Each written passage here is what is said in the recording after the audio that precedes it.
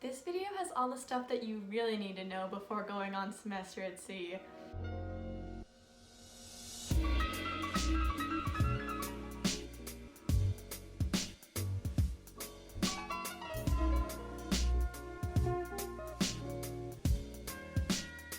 So I'm gonna go over SAS policies, things that'll get you in trouble, and the consequences for those things, prohibited items, prohibited activities, packing rules, and just rules of the ship. So these are important things to know so you don't get in trouble unknowingly while you're on the ship and maybe get sent home. Like, that's a possibility if you don't listen to the rules of semester at sea. So let's get into these rules. Okay, so let's first talk about drinking rules. So excessive consumption of alcohol or irresponsible alcohol use is prohibited, but you are allowed to drink on the ship if you're over the age of 18 because the ship is registered with the Bahamas, so it's not exactly the United States rules and laws.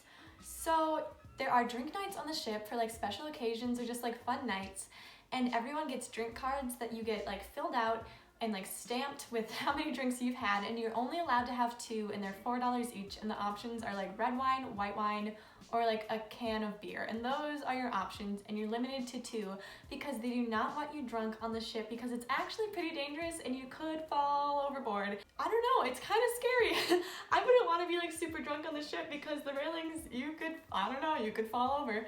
I don't know, kind of scary. Okay, moving on. Anyway, so you have drink nights on like fun nights. Like Halloween, there was drink night, which of course it makes a lot of sense. But even though you are allowed to drink on the ship, you are not allowed to bring alcohol back with you. So do not try to sneak it in. The same thing goes for like any sort of drugs. Like, you're not allowed to bring it back with you. If you get caught, you will probably get sent home. It's like a huge rule on semester at sea. So people have tried to sneak it back in like sunscreen bottles. So they always like open your bottles to make sure that it's actually like the product that's supposed to be in there and not alcohol. So just be careful with that. Do not make a stupid decision that's gonna get you sent home because it would suck to miss out on a lot of the trip.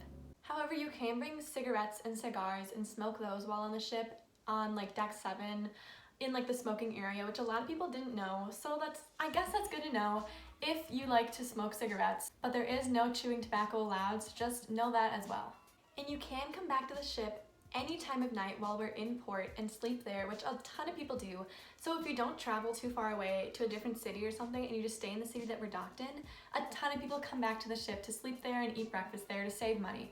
So you can come back at any time, but if you are visibly drunk or if they assume that you might be, they have the right to breathalyze you and contain you if they think that you're a danger to yourself or others. So they will keep you in the medical center until it's safe for you to leave or until your blood alcohol content is low enough so you're not considered drunk anymore. So a lot of people call this being drunk tanked or being put in the drunk tank, and that's kind of what it is because you're monitored while you're in there by the medical staff. But it is really important that you listen to them and that you allow yourself to be like taken there to be monitored because they're just trying to keep you safe. And if you resist it, that is a reason why you can be sent home, or at least it can be brought into question and you'll have to talk to the deans.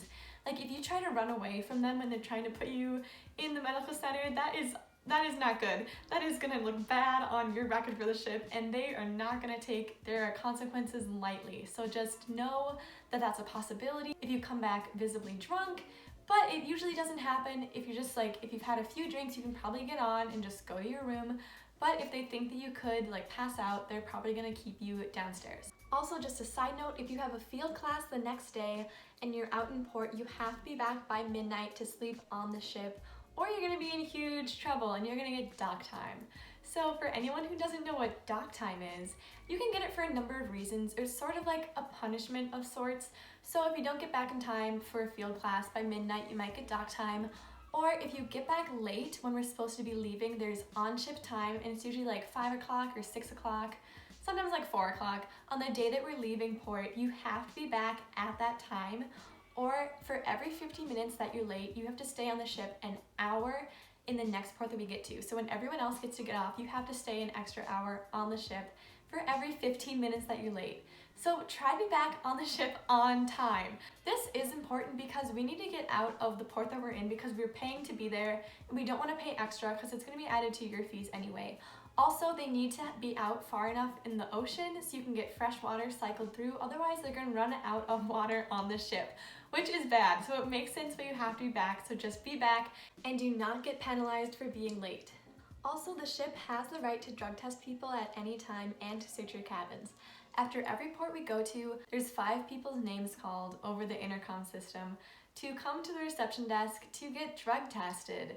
So that's 5 random people, and people have been sent home because of this. So do not take this lightly. They will not tolerate drug use on this voyage. And they can also just search your room for not even if they suspect you have drugs, but just for other reasons.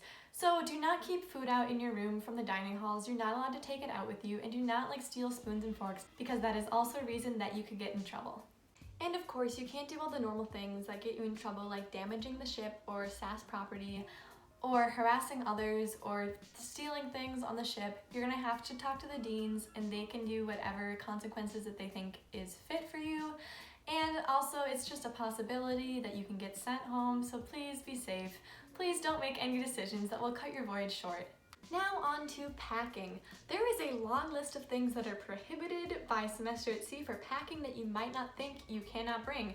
So it's important to know these things. I'm gonna link a list to this down below. Also, just like the SAS handbook, if you want more guidelines on the things that you're not allowed to do, just so you're safe, just so you know. So let's go through some of the packing list. I'm not going to go through all of it, it's very long, but here's some prohibited items that you might not be aware of.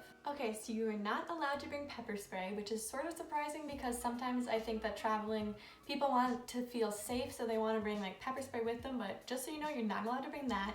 You're not allowed to bring your own blender, so if you're thinking about blending things up in your room, you can't. You're not allowed to bring drones, so if you're thinking about getting really cool footage from above of the sea in Croatia, that is not allowed on this ship either. You cannot bring flames or candles, which makes sense. We don't want an explosion to happen or for the ship to start on fire. That'd be terrible. Do not bring those.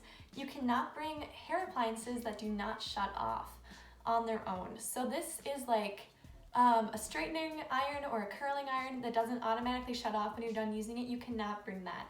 They do have hair dryers for you in all of the cabins, so don't worry about that. But if you need something for your hair, be sure it has an automatic shut-off button, or they're going to take it from you when you're on the ship. That is another thing about fires. They do not want fires on the ship. You also cannot have extension cords, probably for the same reason. So don't bring those either. And then you can't have tape. So if you want to tape things on your walls, don't. You can't bring it with you. Magnets are a great option. Your doors are magnetic, so you can use magnets on the doors or the mirrors to hang stuff on your walls, or string and tie it across and bring clothespins for pictures. That's a good idea, but do not bring tape. You can't bring surfboards or scuba gear because those are really big, so no oversized items. You cannot bring live plants or animals, and you cannot bring fresh food. So I talked about this in my snacking video, but you need to bring things that are pre-packaged and can reseal. So do not bring fruit, because that's contaminating other countries and their soils and their ecosystems. So just bring dried fruit if you have to bring fruit, or just bring protein bars, granola bars. Check out my snacking video, it has it all there. But do not bring fresh produce with you. And then there's a few activities that are prohibited as well. So you cannot operate motor vehicles. So you cannot rent a car, you cannot rent a motorcycle or a moped, and you cannot drive watercraft either. And then as for activities that are not covered by SAS insurance that they do not want you to do and that you can get in trouble for are bungee jumping, parasailing, paragliding, skydiving, of course. They don't want you hang gliding, mountaineering, or horse racing either. So be safe with the choices you make. A ton of people do some of these things on this list, but they are not covered by SAS insurance, so you are not liable. If you get injured, that is totally your own fault, and you cannot blame the ship or any of the people connected to it. So please be safe. Please do things that you think are fun, but also do not do things that put your life in danger on this trip. And now I'm just gonna go over really quickly a list of 10 rules for Semester at Sea while you're on the ship that you should know. They're not super severe, but you should probably know them. I'm just gonna go over them really quickly, and then this video is gonna be done, and you can leave any other questions you have in the comments down below. I hope it was helpful. I hope you learned a lot. Let's go through these rules. Okay, so number 1 is that students are not permitted in non-student cabins, so of ship kids or Teachers, do not go in those cabins. Number 2 is that you cannot remove food from the restaurants. So if you don't eat the food while you're in the restaurant, you're gonna have to buy snacks elsewhere, eat them at the snack bar, or bring the snacks in your room on your own. But you cannot bring food from the meals back to your room with you. Number 3 is that shoes must be worn at all times outside of the cabin. And they do want you to have closed-toed shoes, which I did not know, so be sure to bring like Vans or tennis shoes or something, because doors can close really quickly and smash your little toes, and that is not cute, that is not good if you're wearing sandals all the time, so bring closed-toed shoes. Quiet hours are from 2300 to 700. I don't remember how to say these times. It's from 11 p.m. to 7 a.m. So just be quiet during those times.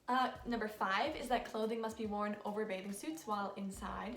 Number 6 is that furnishings and linens cannot be removed from the cabin. Number 7 is that there is no running on the ship if you're not on a treadmill or on the sport court. Again, because it's dangerous and slippery and like you could slip and maybe fall. You don't want to do that. Number 8 is to take care of furniture, don't put your feet on the chairs. Number 9 is to not flush anything down the toilets that is not supposed to be there. If you do, there is a huge problem with plumbing. Like, I was at on deck 4 where one of my friends lived. Her ceiling was leaking outside her room for like weeks because people kept flushing things down the toilet. It was clogging the pipes. It's terrible. Do not do this. It's gonna back up your rooms, back up your drains. It's gonna fall from the ceiling, the water, please do not flush anything that is not supposed to be flushed. Number 10 is to lock your room at all times and keep your ship ID with you to prevent theft. Hope no one's gonna steal stuff, but just in case. Number 11 is that you have to be attentive and properly dressed for the lifeboat drills. So these are always really long and you have to wear long pants, long sleeves, a hat, closed-toed shoes, and your life jacket. So just know that that is also a rule that you should abide by. Okay, so those are the SAS policies that I thought were important to go over. I will link in a whole list to the handbook down below so you can check that out for yourself.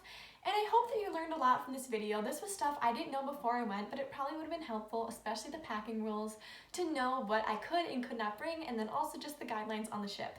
So if there's any other questions you have, leave them below. Maybe I'll do a Q&A or something. Another video coming soon. So I'll see you guys next time. Thank you guys for watching. Like and subscribe if you want. That'd be amazing. Okay, bye.